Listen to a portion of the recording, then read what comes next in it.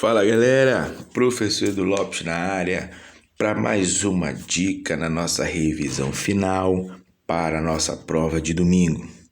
Galera, nessa aula hoje eu quero falar sobre duas forças em peculiar para vocês.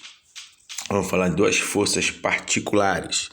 A primeira delas é a força centrípeta. Muito cuidado, muita atenção com esta força aí.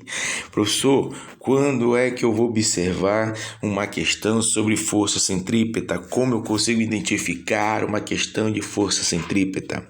Meu irmão, tu tens que entender que a força centrípeta é aquela força que segura os móveis, que segura os corpos em trajetórias circulares ou curvilíneas. Então, se aparecer uma questão falando a trajetória de algum corpo numa trajetória circular e curvilínea envolvendo força, fique ciente que a força em questão é a força centrípeta. É ela que segura os móveis numa trajetória curvilínea ou circular. Quando o carro aí na animação faz essa curva, ele só consegue fazer essa curva graças ao auxílio da força centrípeta. Se tem algum corpo executando uma trajetória circular, esse corpo só executa essa trajetória circular porque tem uma força segurando esse corpo em tal trajetória, que é a força centrípeta. Beleza? Suave, tranquilo. Então, por que a força centrípeta consegue segurar os corpos em tais trajetórias, professor? Pelo fato de, vamos relembrar a segunda lei de Newton, força é igual a massa vezes aceleração. Então, toda força aplicada em uma massa produz nesta massa uma aceleração. Então, com a força centrípeta não será diferente. A força centrípeta aplicada a uma massa produz uma aceleração centrípeta. E aí eu chamo tua atenção. A aceleração centrípeta, ela tem como objetivo variar a direção da velocidade do móvel. Então, o corpo que está executando uma trajetória circular, por exemplo, a direção do vetor velocidade, a direção está variando. Ora, a direção está na vertical, a direção está na horizontal, vertical, horizontal. Por que a direção da velocidade muda? Graças à aceleração centrípeta, que é produzida pela força centrípeta. Se a direção da velocidade não variasse, a trajetória do móvel seria retilínea. Porém, graças à ação da aceleração centrípeta, produzida pela força centrípeta, muda a direção da velocidade. Mudando a direção da velocidade, o móvel consegue efetuar tais trajetórias.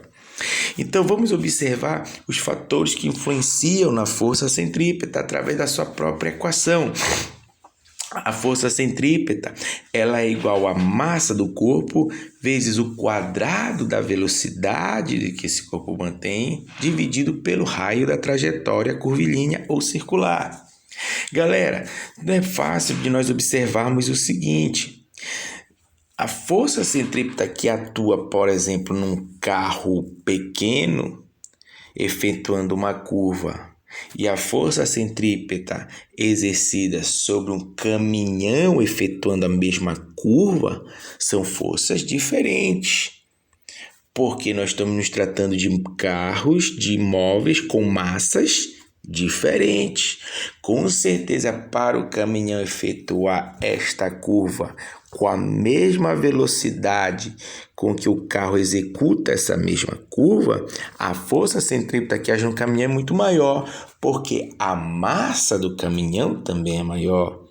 Beleza? Não te esquece que força é diretamente proporcional à massa. Quanto maior a massa, maior será a força para pôr esse corpo em movimento. Uma vez esse corpo em movimento, maior a massa, maior a força para tentar pará-lo também. Força e massa diretamente proporcional. Beleza? O que eu quero chamar a tua atenção é com raio de curvatura.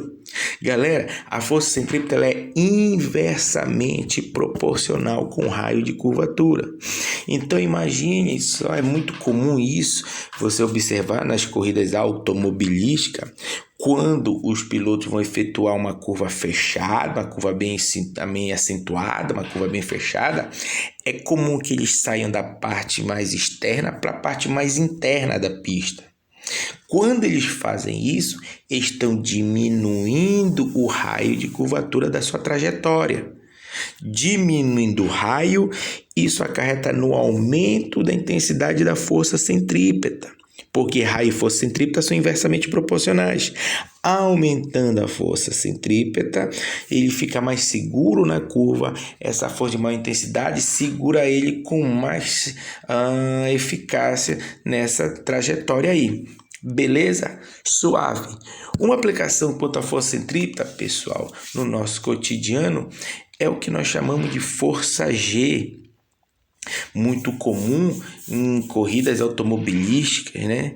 Ou nós podemos pegar o simples fato, nós podemos também fazer o seguinte paralelo. Quando você está dentro de um carro, o carro faz uma curva fechada, né? Uma curva acentuada, digamos que para a esquerda, você percebe que você é lançado para a direita. Por que que isso acontece? É a mesma coisa da força G. No caso da força G, se nós analisarmos as forças que agem nesse corpo, nesse carro aí, ele está em contato com a superfície aplica uma força nele que é a força normal. Esse carro tem um peso, mas para ele efetuar essa trajetória curvilínea, tem uma outra força para segurar ele, que é o tal da força centrípeta, que nesse caso vai ser representado pela força de atrito. Então, galera, quando essa força G, que é uma aplicação aí que nós podemos falar referente à força centrípeta, o que que acontece?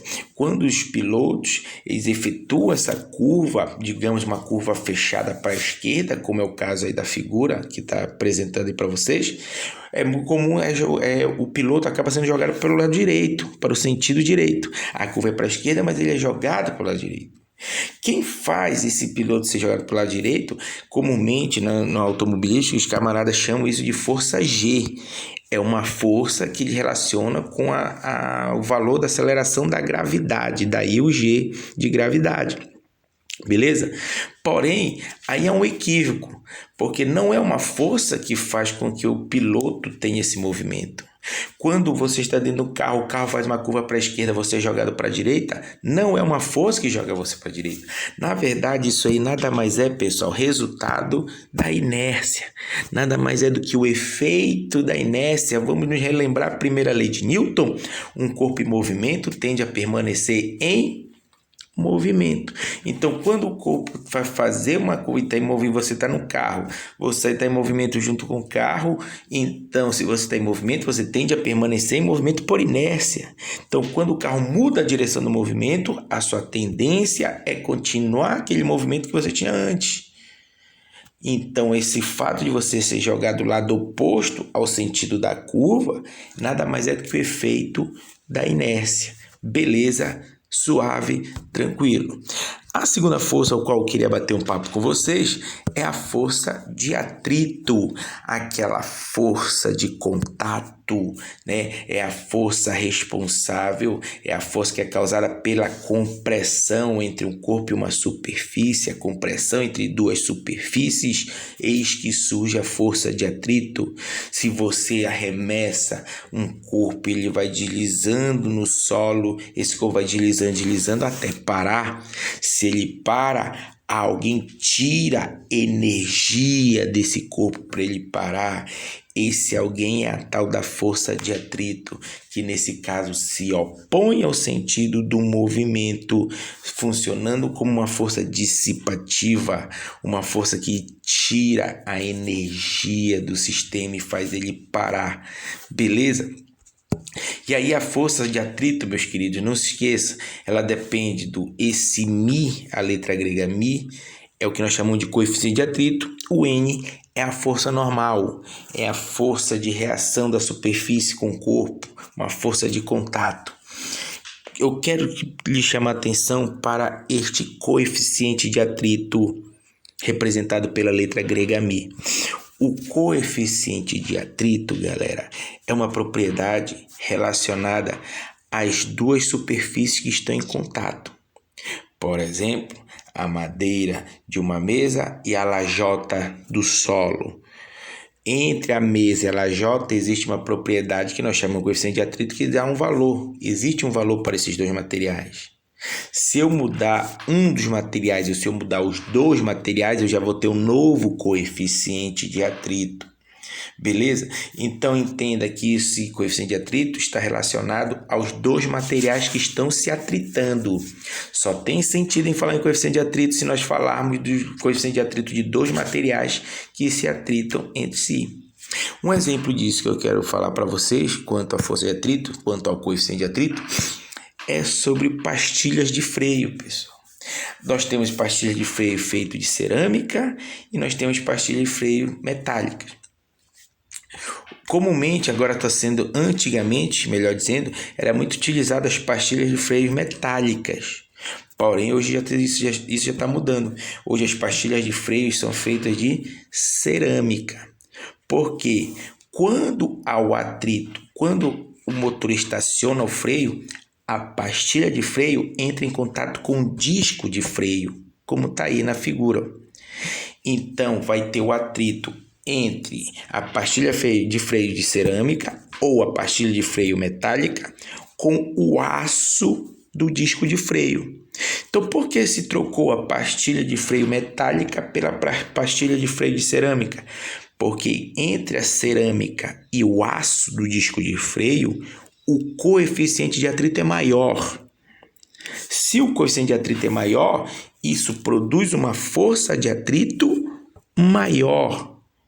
Então faz com que, pelo atrito, o carro perca energia cinética em forma de energia térmica. Então o carro vai perdendo energia cinética. Na verdade, ele não perde, ocorre a transformação de energia cinética em energia térmica, dissipação de energia. Essa dissipação de energia causada pelo atrito entre a pastilha de freio e o disco de freio. Então o freio é mais eficiente se a pastilha for de cerâmica, porque entre a cerâmica e o aço do disco de freio que vão entrar em contato, o coeficiente de atrito é maior, o que produz uma força de atrito maior, então o freio acaba sendo mais eficiente. Beleza, galera? Essa é a nossa segunda dica, duas forças centrípeta e força de atrito dentro de dinâmica. Sucesso, forte abraço, meu irmão.